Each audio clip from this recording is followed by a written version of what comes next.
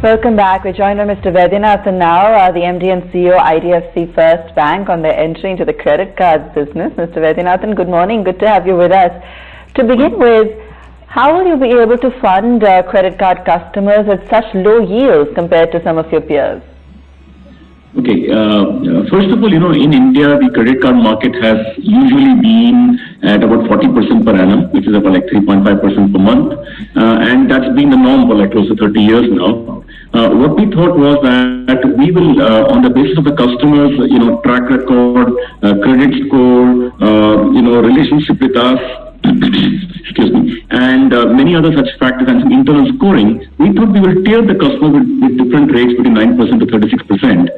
And that in a way will get good customers, good quality customers, good credit customers, and that will be one of our key features.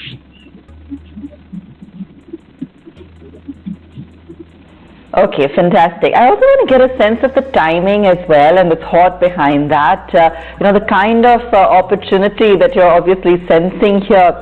And you've clearly gone ahead with the strategy of undercutting competition quite aggressively with the kind of rates that you're offering. So just tell us the thought and the rationale behind this. No, actually, we're not looking at either undercutting competition or even like when our press this morning reported as disrupting the market. We don't use those terms internally, and that's not how we think.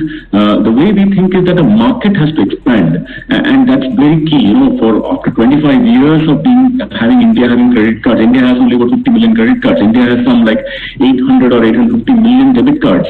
So it's not possible that there are 600 million of them who just not good for a credit. So basically we believe this market can be dramatically expanded, and a high APR, the image of a credit card in India, generally speaking thus far, is always that if you revolve, the rate is very high, it's like 40%. That's the image. We believe that if we offer rates varying from 9% APR to 36, the image also changes. The credit card industry also gets in benefit. The market expands. We should think in terms of expansion market, not in terms of disruption and all that.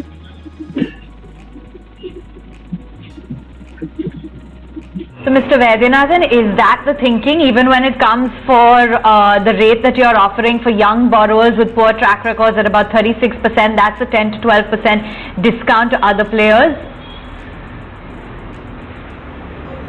Credit customers, whether they're young millennial or whether they are, what we call select customers or what we call the wealth management customers, the whole profile looking for good customers.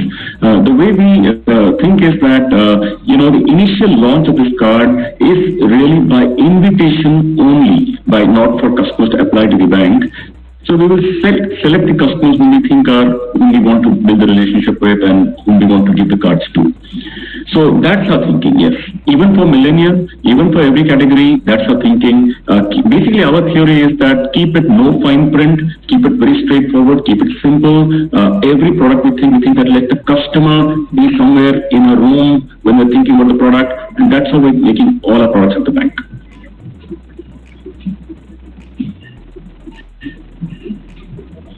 Are you not worried though about your asset quality then, that there may be a surge, particularly coming in from the potentially younger borrowers that you will lend to? What's the trajectory for asset quality? Yeah, are you meaning for the existing book, or are you meaning from the credit card business point of view? If we could talk about both, but in particular for the credit card. Okay, no, I'd rather stick to the credit card discussion because in a silent period, that's why I clarified that question.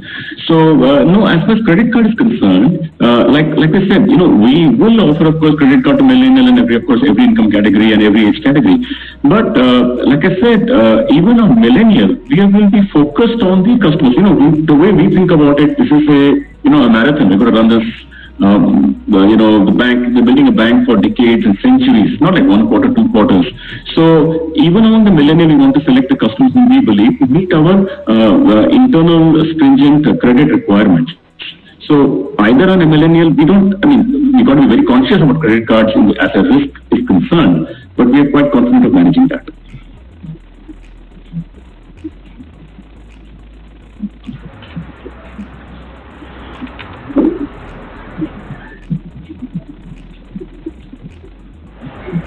Okay. And can you tell us where you're seeing the largest opportunity when it comes to sourcing customers? Would it be metro, tier 2? What's the breakup?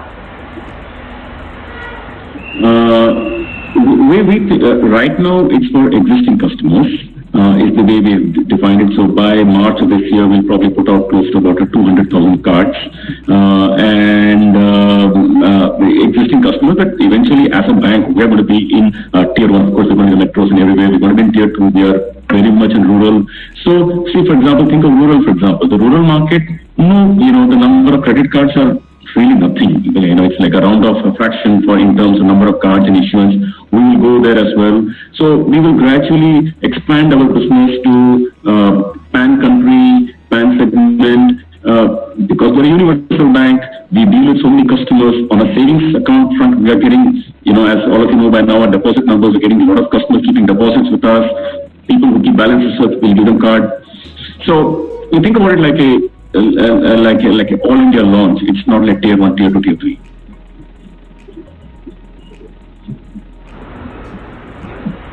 Thank you for sharing with us your outlook and wishing you all the very best. Good to have you on board, Mr. Vaidyanathan.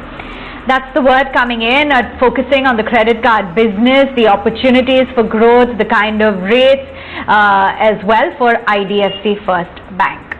But with that, we're completely out of time. So with news that we're down 0.5% for the frontliners at 14,510.